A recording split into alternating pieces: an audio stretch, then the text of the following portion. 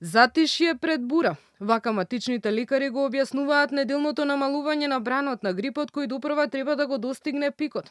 Институтот за јавно здравје ги објави последните податоци. За една недела над 2000 луѓе се регистрирани како заразени со грип и вируси слични на инфлуенцата, 11% помалку споредено со минатата седмица, а речиси двојно повеќе од истиот период лани. На удар се најмалите, бебињата и децата до 4 години.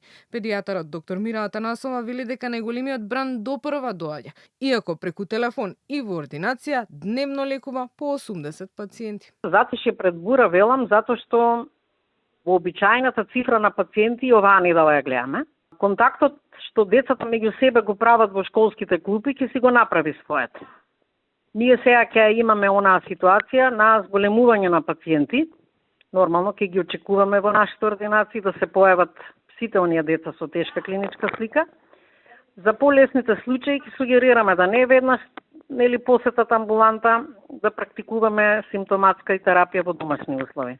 Грипот е скапа зараза за лекување, вели доктор Атанасова. Тамифлу кој вообичаено се дава има во аптеките, оди само на розов рецепт, но цената му е висока, објаснува таа. Ако се додадат и суплементите кои секако се купуваат приватно, се подразбира дека е товар за сите пациенти, но и за државата, бидејќи боледувањата вообичаено траат по 2 недели. Тамифлуто го има во аптеките, досега нема се пожалено пациенти дека го нема во аптеките. Можеби забелешката дека он е многу скап лек. Они мора да го набават по наш налог, да го дадеме розовиот рецепт и да го подигнат во аптека. Забелешката е значи во однос на цената на лекот.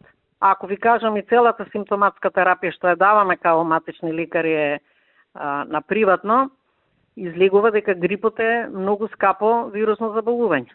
Од Институтот за белодробни заболувања кај деца Козлес за Канал 5 информираат дека деновиве дневно во амбуланта на преглед има од 100 до 150 дечиња, 70 се хоспитализирани, 15 деца се со компликации на грип.